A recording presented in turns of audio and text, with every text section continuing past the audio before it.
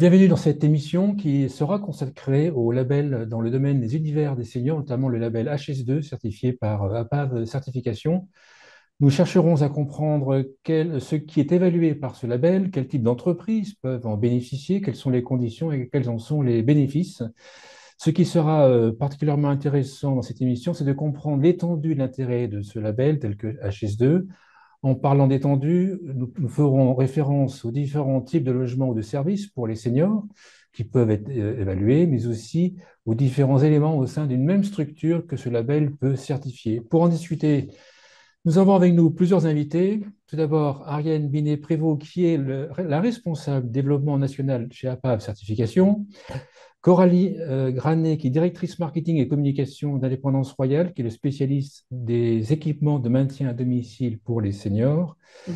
Florent Rouchy, qui est le directeur des territoires de l'innovation sociale et de la stratégie du vieillissement chez NEAL, qui est la foncière médico-sociale du groupe Action Logement.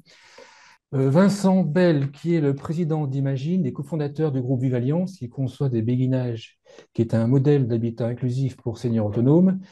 Et Laurence Tourde, qui est responsable grand compte et partenariat chez Cogelec, qui propose, qui fabrique, qui commercialise des interphones et solutions de contrôle d'accès sans fil. Bonjour à toutes, bonjour à tous. Bonjour Bonjour. Frédéric. Bonjour.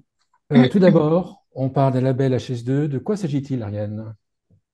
Alors, bonjour à tous. Merci Frédéric. Le label HS2, qui veut dire Haute Sécurité Santé, donc est un label qui existe depuis plus de 5 ans maintenant, qui a pour objectif de permettre aux personnes âgées de vivre le plus longtemps possible à domicile ou dans un lieu choisi adapté. Donc c'est un label aujourd'hui qui comptabilise plus de 10 000 logements engagés dans la démarche, avec plus de 150 projets depuis son lancement, et qui s'adresse à différents professionnels, en fait à tout un écosystème qui travaille sur le champ de la prévention de la perte d'autonomie. Donc, on va retrouver les professionnels de l'habitat, donc les promoteurs, les bailleurs, les gestionnaires, et on va retrouver également les prestataires de services, donc qui offrent justement une prestation permettant de repousser cette perte d'autonomie le plus loin possible. Des prestataires qui peuvent travailler aussi bien en B2B qu'en B2C.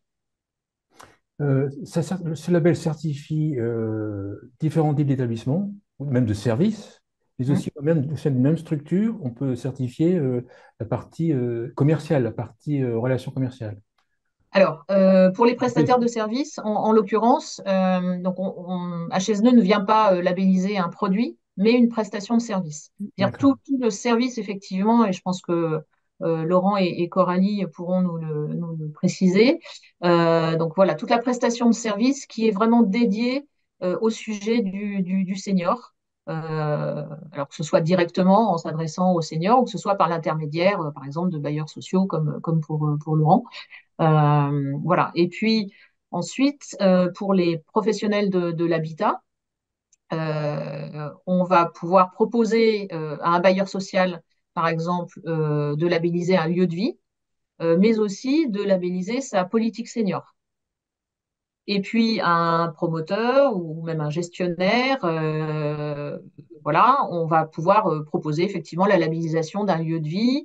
Alors des lieux de vie, il y en a de tout type, hein. Ça peut être un projet en construction ou ça peut être un projet à rénover, avec des typologies très très diverses. Donc on va retrouver des résidences autonomie, des béguinages, des résidences services, de la colocation ou de l'habitat classique collectif ou même dans le diffus.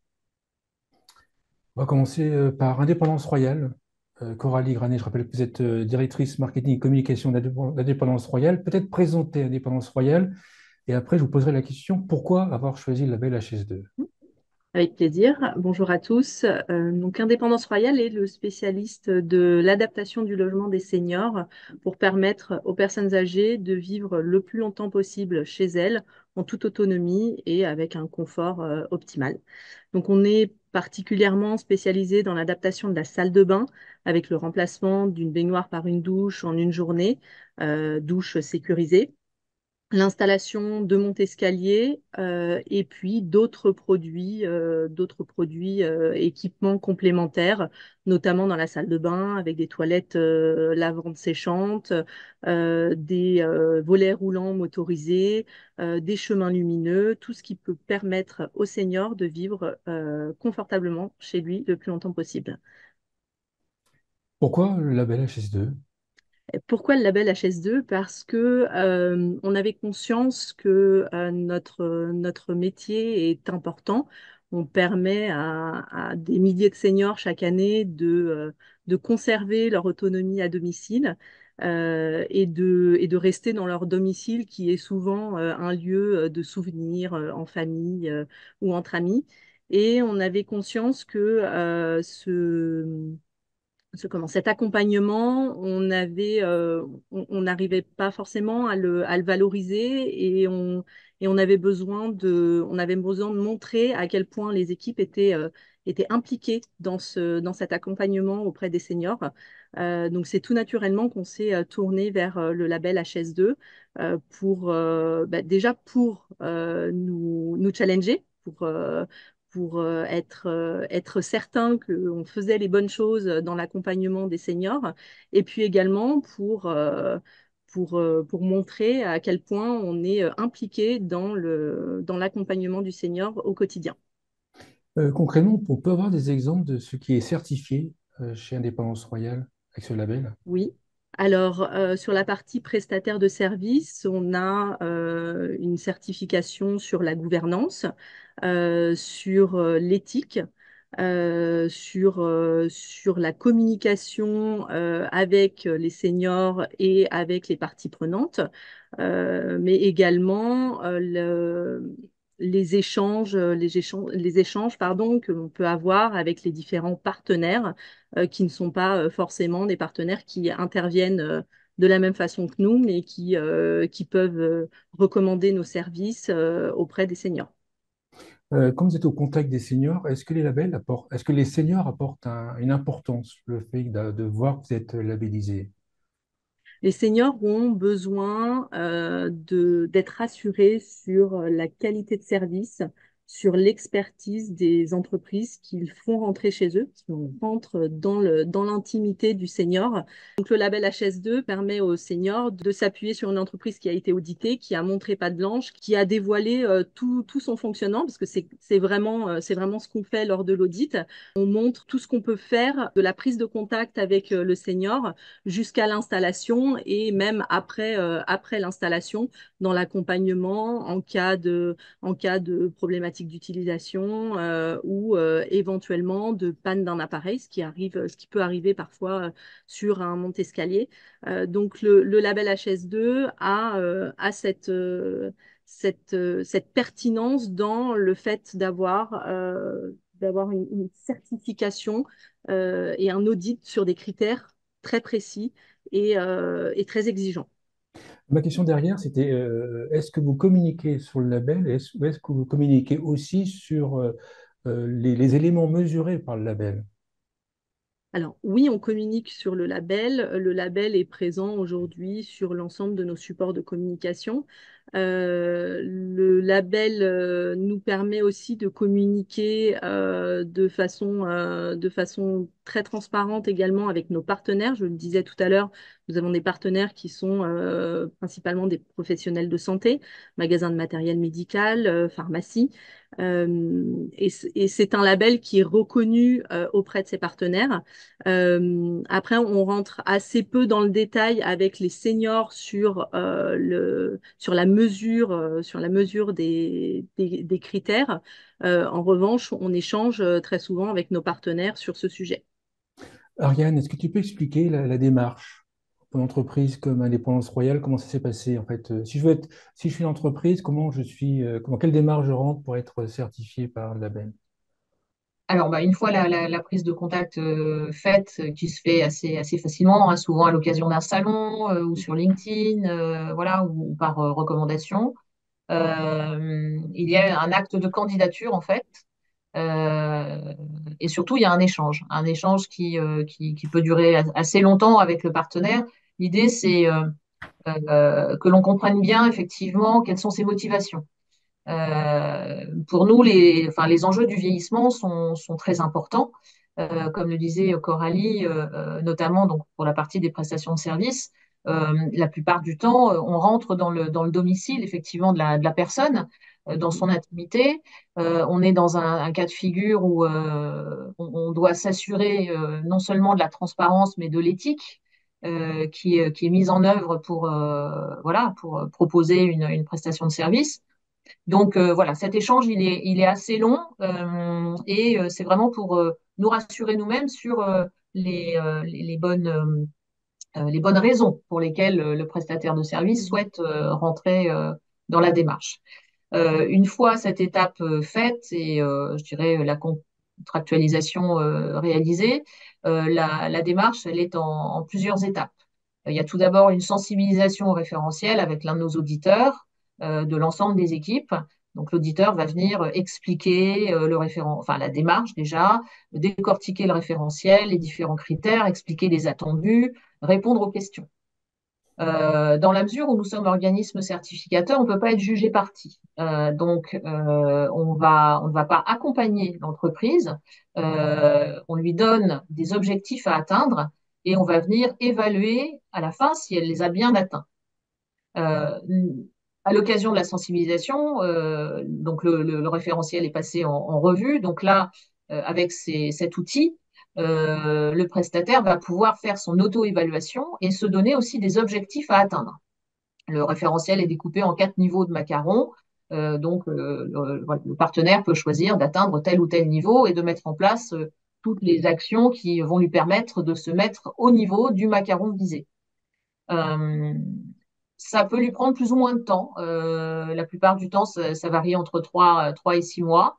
Et une fois qu'il se sent prêt, c'est lui qui nous rappelle généralement pour voilà, qu'on vienne réaliser l'audit sur site de l'ensemble des axes du référentiel. Donc, c'est généralement quelque chose qui se fait en une demi-journée ou en une journée, tout dépend des cas de figure. Et c'est là que, effectivement, l'auditeur va établir son rapport et faire des recommandations par rapport à la note finale qui sera attribuée. Ce rapport est envoyé à PAF Certification pour être revu, validé. On a une commission qui permet d'uniformiser, on va dire, la notation de l'ensemble des partenaires. Et donc là, la labellisation, si elle est validée en fonction des notes obtenues, court pour 4 ans avec un audit intermédiaire de suivi à 2 ans. Voilà. Et à l'issue de ce cycle, le partenaire a la possibilité de renouveler sa labellisation s'il le souhaite. Laurent Tourde, responsable grand compte et partenariat chez Cogelec. Peut-être présenter Cogelec, une activité un peu Ouais. différente. Et ensuite, comment se passe une audition? Alors, Cogelec, PME vendéenne de 300 personnes, spécialisée dans les contrôles d'accès et le système d'interphonie. Donc, à la base, sur des systèmes qui sont prévus pour le logement collectif. Et depuis peu, à travers une autre marque qui s'appelle Keybold, des solutions de contrôle d'accès pour le logement individuel, que ce soit en collectif ou en maison d'habitation.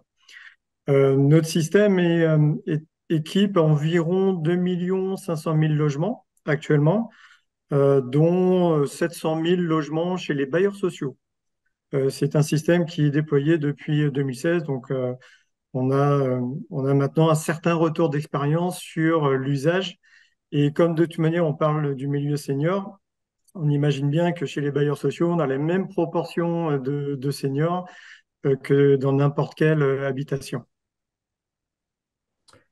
L'audition, comment ça passe? Comment Alors, ça se passe? nous, Parce qu'en fait, ça a précision été que un tu process. viens de la vivre. C'est pour ça que je blague un petit peu. Absolument. Et nous, ça a été un process un petit peu particulier parce que Ariane l'a précisé, c'est-à-dire que le label ne concerne pas un produit.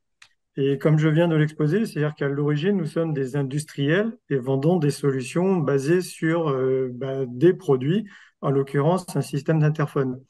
Et depuis de longues années, nos bailleurs sociaux, nos clients bailleurs sociaux pouvaient avoir, et certains ont encore quelques inquiétudes par rapport à l'usage de nos systèmes d'interphone par rapport aux seniors.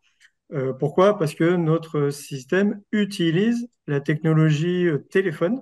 Ça appelle le téléphone du résident pour pouvoir ouvrir la porte de l'immeuble. Et puis, bah voilà, en fait, on a de manière générale toujours un peu cette inquiétude, oh là là, mes seniors, ils vont jamais y arriver, c'est trop technique, etc., etc. Et en fait, ce sont les bailleurs sociaux eux-mêmes, nos clients, qui nous ont poussés à améliorer nos systèmes, nos solutions, pour qu'on puisse faciliter l'usage et vraiment permettre à tout usager, quel qu'il soit, y compris les seniors, à pouvoir ouvrir à son visiteur la porte de l'interphone. Donc nous, ça fait un an. Donc Ariane disait 3 à 6 mois, mais nous, ça fait un an qu'on a démarré la démarche. On a échangé plusieurs fois avec Ariane, entre autres, parce qu'on était industriel et on devait faire évoluer justement tout l'aspect service pour qu'on puisse prétendre à la labellisation. Donc, on a eu beaucoup de travail en interne. Il y avait sur le référentiel pas mal de points sur lesquels nous n'avions pas encore forcément les réponses. Donc, on a structuré ça depuis un an. Et en effet, l'audit s'est passé il y a quelques jours. Donc, ça s'est passé sur une journée. Et puis, on a un retour, on a un résultat depuis quelques heures seulement. Donc, des cas positifs en tout cas. Je vais dire a priori, mais non, c'est plus a priori maintenant. C'est Donc, certifié. donc Quand, certifié. quand tu dis l'aspect service, c'est quoi l'aspect service chez Cogelec? On comprenne bien. Alors, en fait, l'aspect service, nous, on avait développé énormément de services pour le bailleur. Pour le bailleur, parce que c'est le donneur d'ordre, c'est le gestionnaire, de manière générale. Et on avait besoin de développer des services pour tout ce qui était lié à l'usager. Donc, le senior, s'il a des problèmes de fonctionnement, il doit pouvoir nous contacter, on doit pouvoir l'assister directement et non plus forcément passer par tout un processus gardien, service technique du bailleur, etc.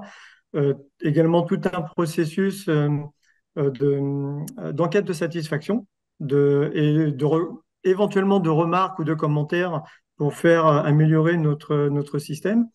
Également tout ce qui est les notices d'utilisation.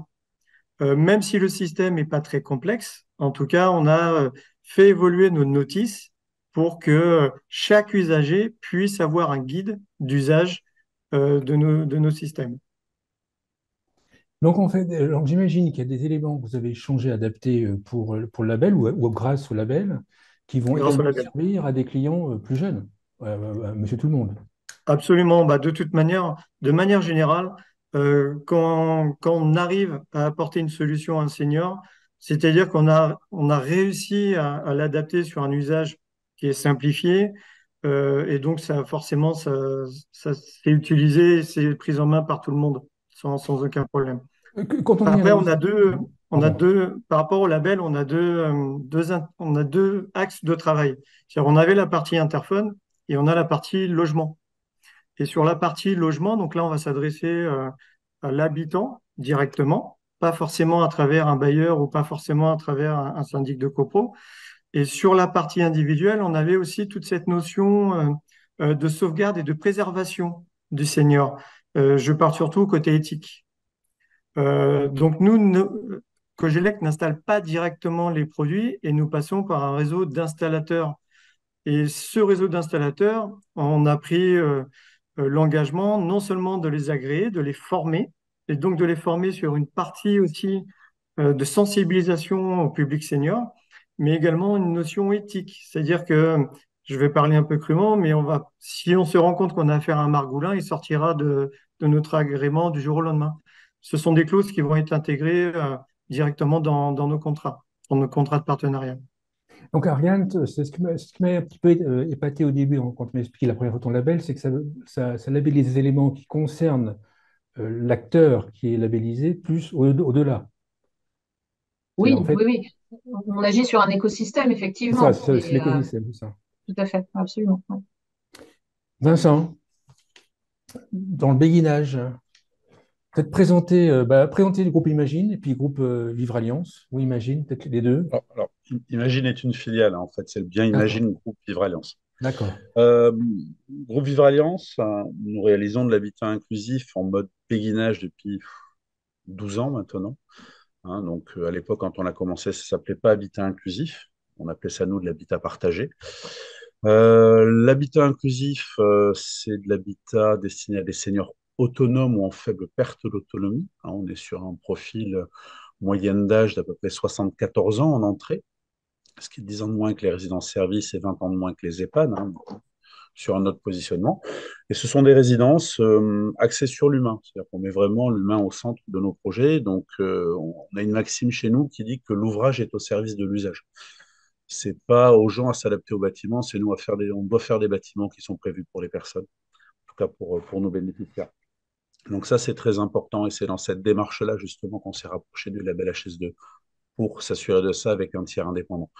Ce sont des logements individuels, ce ne sont pas des chambres, hein, ça va du T1 au T3 à l'heure actuelle, ouais, qui sont entièrement équipés, bien équipés même, avec cuisine, etc., toujours avec la sécurité des personnes en préoccupation centrale. Et ensuite, on a des espaces partagés assez conséquents, avec une grande salle de convivialité, le bureau du coordinateur et des espaces extérieurs également, souvent potagers, boulodrome, on en a quasiment dans toutes nos résidences, hein, et qui permettent d'ancrer en fait le projet.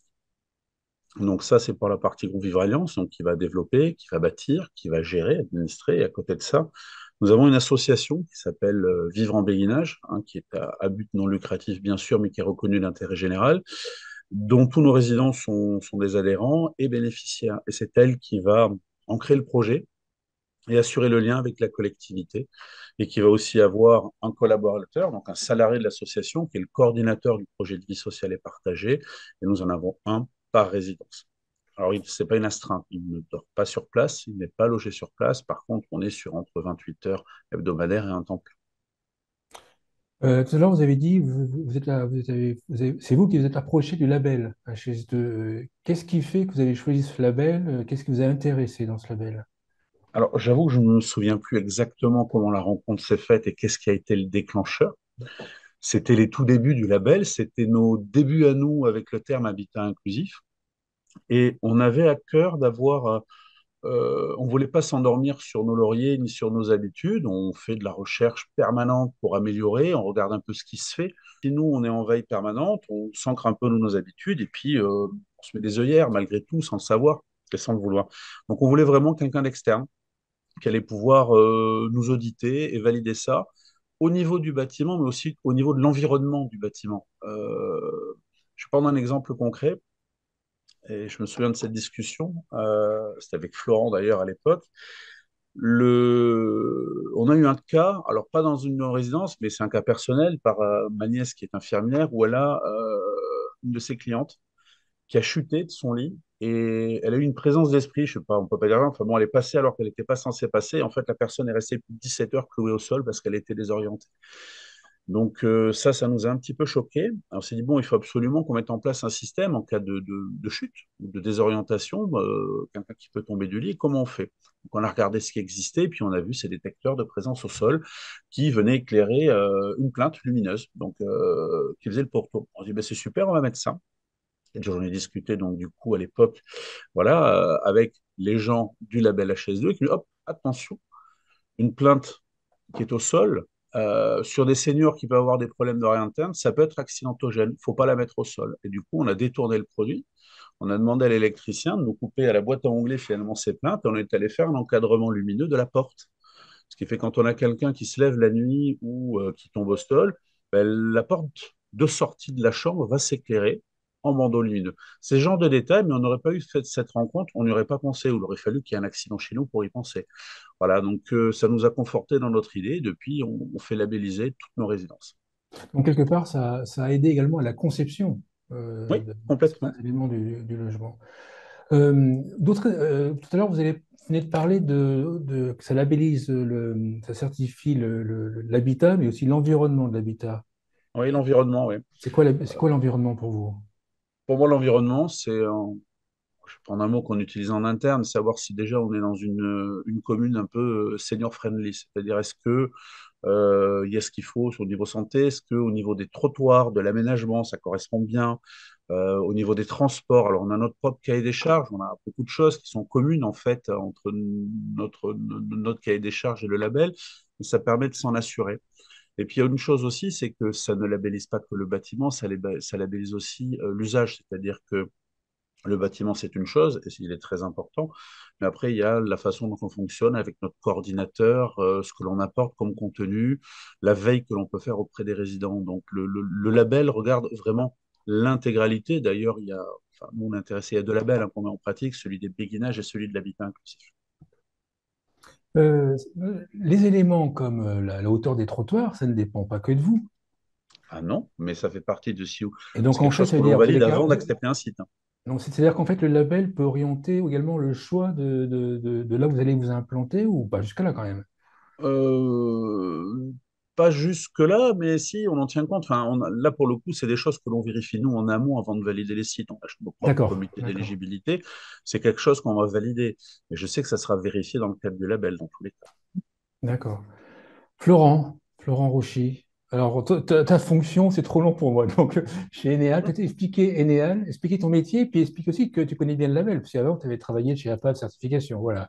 Oui, oui, effectivement. Donc, peut-être commencer par Enel. Donc, Enel est une filiale d'Action Logement. Le groupe Action Logement, c'est le premier bailleur français en termes de volume de logement, parce qu'on a un tout petit peu plus d'un million 100 000 logements aujourd'hui, partout en France, dans la France hexagonale, dans les DROM. On est un groupe paritaire, hein, donc dirigé par les organisations patronales et syndicales.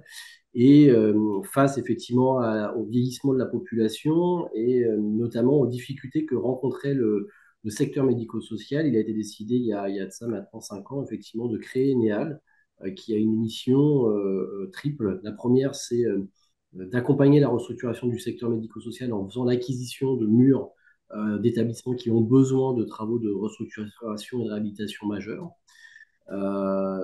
Deuxième mission, c'est de développer plutôt une offre nouvelle en répondant aux appels à projets, puisque on est sur des formes d'habitat qui sont gérées et qui ont des accréditations, des autorisations administratives, que ce soit les EHPAD avec l'ARS ou les résidences autonomie avec les conseils départementaux. Et puis la troisième mission qui est venue se rajouter il y a 2 ans de ça, c'est que le groupe a effectivement touché du doigt que le vieillissement de ses locataires devenait un sujet majeur, puisqu'on a aujourd'hui, bon an, mal an, 350 000 porteurs de baux pour 65 ans et plus. Donc ça représente quand même une dynamique importante de la transformation de nos relations avec nos locataires, qui sont souvent des locataires fidèles, présents depuis longtemps, et comme tous les Français, très attachés aux murs dans lesquels ils vivent et qui n'ont pas toujours en tête que le fait que ces murs-là ne sont peut-être pas adaptés complètement à leur vieillissement. Et donc, on a décidé de construire une politique senior qui est en train de se structurer, assez ambitieuse et innovante, dans le sens où elle va avoir un axe plutôt patrimonial et technique, c'est-à-dire comment adapter ou construire des bâtiments qui soient accessibles et évolutifs, mais surtout une politique qui se veut innovante sur les parcours clients, aller vers nos locataires, les accompagner à mener des réflexions, les accompagner dans leur parcours résidentiel, puisqu'on a une partie importante de notre parc qui est en sous-occupation liée à ce phénomène de vieillissement. Et puis le troisième volet, c'est d'avoir une politique qui soit servicielle, c'est-à-dire d'apporter du service à nos locataires pour aussi leur permettre effectivement de bien vieillir dans un lieu qu'ils ont choisi. Donc nous, voilà, dans ce sujet-là, on est et le porteur immobilier d'habitat plus particulièrement médico-sociaux, mais pas que. Et on est aussi donc l'aiguillon sur la politique senior. Et donc effectivement, je connais un peu le label HS2 pour avoir été au démarrage chez APAV, effectivement, à l'initiative du développement opérationnel de ce concept et que j'ai accompagné pendant de nombreuses années avant de passer le flambeau à Ariane qui a pris le relais brillamment. Pour Enel, qui me paraît énorme en fait comme groupe, euh, le label labellise quoi, certifie quoi, enfin, qu'ils comprennent déjà l'étendue du label chez vous. Alors, d'ailleurs, ça m'a fait sourire. D'ailleurs, on n'est pas auditionné, hein, on n'est pas des repris de justice, on est évalué. Ah, évalué, d'accord, ok, d'accord. Bon, Mais non, j'apprends au fur et à mesure, c'est bon. mais c'était rigolo. Donc, non, alors, nous, le choix qui a été fait, il faut un peu rembobiner, mais effectivement, Eneal, à l'époque, avait le souhait d'innover sur certaines formes d'habitat. euh, et notamment à travers ce qu'on a appelé des résidences intergénérationnelles, mais on avait besoin d'avoir un cadre de réflexion, de structuration et d'évaluation qui permettent à toutes les étapes d'un projet de s'assurer qu'il était effectivement conforme à nos attentes, mais surtout aux attentes des gens qu'on allait loger. Et donc, la démarche HS2, ce qui était important pour nous, c'est elle permet d'évaluer effectivement le résident, le locataire dans son environnement de vie, dans son habitat. Mais l'habitat, c'est le logement, et c'est le logement aussi dans son quartier. Et c'est le logement avec les interactions que ça doit nécessiter auprès d'un certain nombre d'acteurs. Et donc, c'est ce qui est intéressant aujourd'hui, là, quand on regarde le panel d'autres intervenants, c'est que on cherche aussi ça, nous, dans la démarche, c'est comment faire en sorte que nous, en tant qu'assemblier, finalement, on est un assemblier immobilier, on loge des personnes, mais que d'autres acteurs puissent à un moment donné venir compléter l'offre que nous, on a imaginée avec des services, des solutions qui vont à chacune apporter des composantes importantes dans le domaine du bien vivre pour la personne, vraiment centré sur les besoins de cette personne. Quand on dit personne, en fonction de l'état d'âge et d'autonomie, la personne pouvait être elle-même le locataire, mais ça peut être aussi ses aidants, familiaux ou professionnels. C'est voilà, toujours un peu ce couple aidant-aidé qui va aussi nous intéresser. Donc nous, on labellise principalement des résidences intergénérationnelles et des résidences autonomie qui sont effectivement soumis à ces autorisations administratives que j'évoquais tout à l'heure. Donc elles ont déjà en fait un cadre réglementaire auquel elles doivent répondre, mais ce label nous permet d'aller plus loin parce que le cadre réglementaire, il évolue la qualité de service, j'ai envie de dire, médico-social. Alors que le label HS2, il va vraiment permettre d'évaluer les critères immobiliers et tout à l'heure, je crois que c'est Vincent qui l'a dit, l'immobilier au service du service. Et donc c'est ça qui nous intéresse aujourd'hui dans la démarche de labellisation. Coralie, puis Laurent a abordé notamment l'aspect des partenaires. Alors Laurent, c'était plus que des bailleurs sociaux leur avaient suggéré, je ne sais plus le terme que tu avais employé, mais en tout cas les avait guidés vers ce label. De la position d'Eneal, est-ce que c'est, alors là tu es du côté d'Eneal, est-ce que c'est une demande en fait que vous allez avoir au niveau de vos prescripteurs, de vos partenaires, pour qu'ils Alors, en tout puissent être cas, labellisés? pour nos équipes, aujourd'hui, quand on voit arriver un opérateur qui est engagé dans la démarche HS2, on sait qu'on a un vocabulaire commun. En fait, on sait qu'on est passé par les mêmes étapes de maturation. Effectivement, dans le cadre de la démarche, il y a toute une phase de sensibilisation des équipes aux enjeux de la démarche. Et donc ça, voilà, on sait qu'on va pouvoir avancer plus vite dans la même direction. Donc c'est un facteur clé de succès. Enfin, nous, c'est comme ça que c'est vécu par les équipes. Et parfois, en plus, ce qui est intéressant, c'est que de par le travail de prospection qui est fait ou de recommandation, puisqu'on se recommande pas mal les uns avec les autres, des fois, on découvre des opérateurs qui, de prime abord, ne nous auraient peut-être pas intéressés parce que bah, voilà, on n'avait pas forcément fait ce travail d'identification. Et on se dit, bah, s'ils sont rentrés dans la démarche HS2, c'est qu'ils ont probablement quelque chose qui peut venir compléter ma propre offre. Et donc ça, c'est vraiment pour nous le côté coopératif qui nous intéresse dans le développement des lieux de vie que l'on propose. Coralie, tout à l'heure, Laurent a parlé qu'ils allaient former leurs installateurs. C'est ça, si j'ai bien compris, si j'ai bien retenu. Est-ce qu'il y a la même démarche chez Indépendance Royale par rapport aux installateurs? Oui, tout à fait.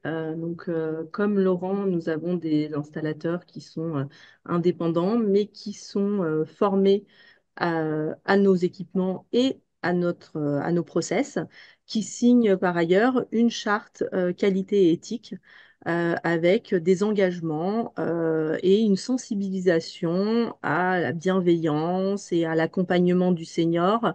Tout à l'heure, Laurent parlait des notices d'utilisation. Par exemple, nous avons créé des notices d'utilisation simplifiées sur le monte-escalier et également sur la douche pour expliquer aux seniors de façon très didactique comment utiliser leurs équipements.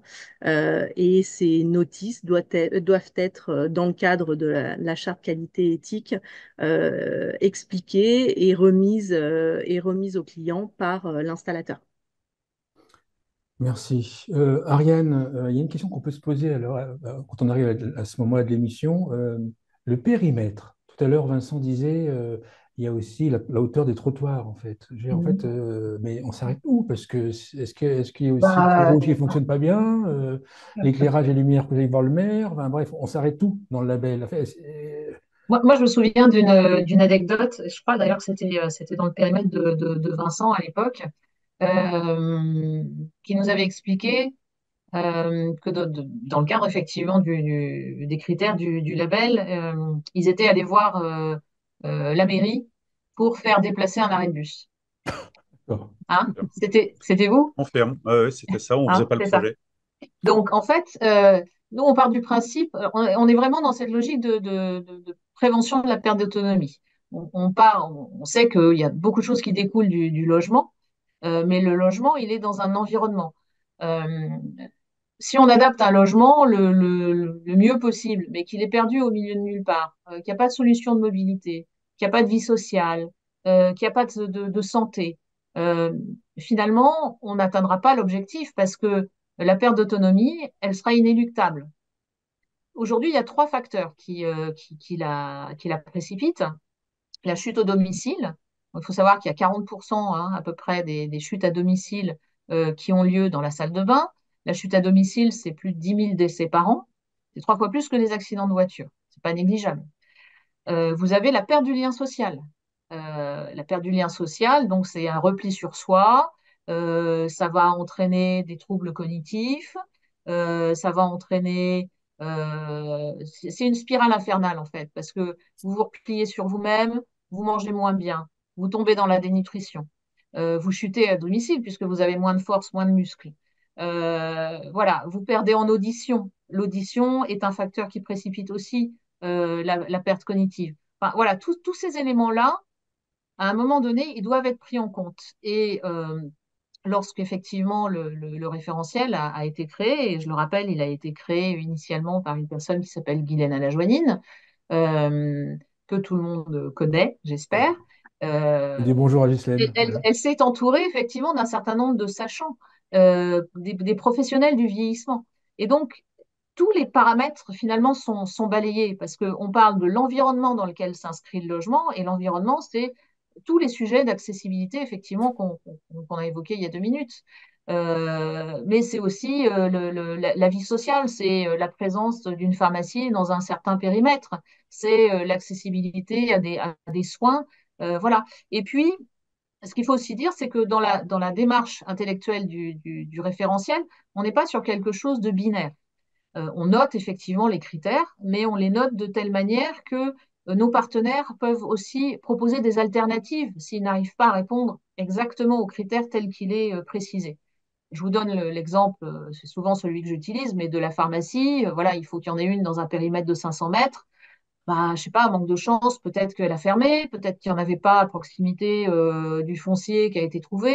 Enfin, il y a plein de bonnes et de mauvaises raisons pour lesquelles cette pharmacie ne sera peut-être pas dans ce périmètre de 500 mètres, mais elle est peut-être à 700 mètres, ce qui Oui, fait que bah, si elle ferme, ça ne dépend pas de moi qui va être labellisé. exactement. C'est là que je voulais en venir.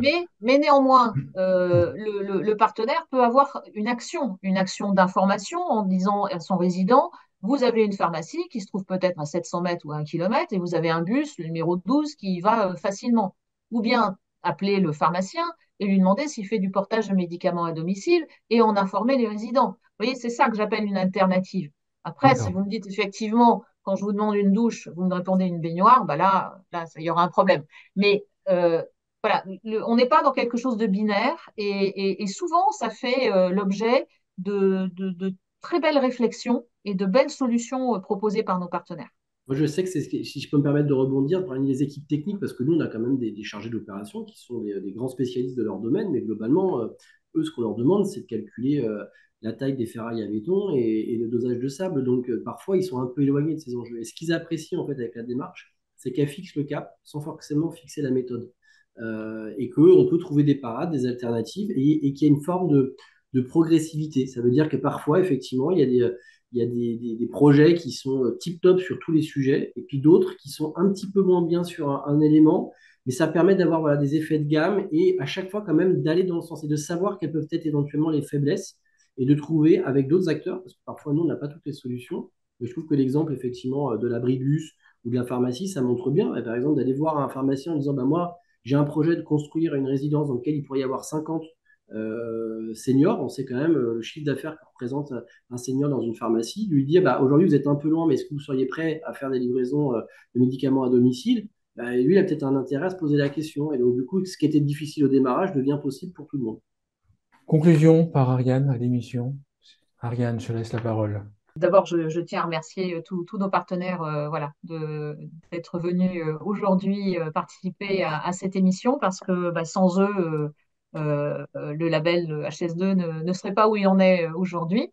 Donc, j'ai rappelé tout à l'heure des chiffres, effectivement, hein, en disant que depuis son lancement, il y a plus de 10 000 logements qui sont inscrits dans la démarche, hein, alors avec plusieurs niveaux. Il y en a qui viennent de rentrer, il y en a qui sont déjà évalués, labellisés, etc. Mais ça représente autant de foyers qui, à un moment donné, effectivement, bénéficient des préconisations des référentiels. Donc, nous, voilà, on est très enthousiaste aussi sur l'implication des uns et des autres, parce qu'on voit que ça fédère, hein, comme disait Coralie tout à l'heure, ça fédère des équipes aussi. Derrière, c'est un challenge, et c'est un challenge pour un sujet qui est un enjeu de société, au-delà d'être effectivement un sujet qui a du sens. C'est un véritable enjeu, et on est satisfait, je dirais, de voir que de plus en plus d'acteurs aujourd'hui prennent la mesure de cet enjeu. Alors, quelque part, on travaille tous un petit peu pour nous aussi, hein, parce que euh, on, on rajoute effectivement des années à la vie, comme disent certains.